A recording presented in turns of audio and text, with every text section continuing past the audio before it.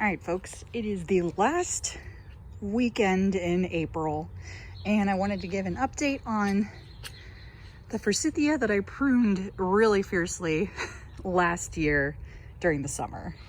As you can see, it is still very lovely and maybe not quite as flush as last year, but every cane that I see right now looks very healthy, both some new and some old.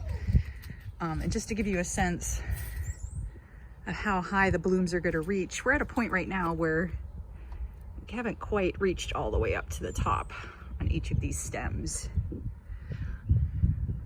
So for my purposes, I wanted it to be visible from my kitchen window, but not block the view. And in that sense, we are looking super nice.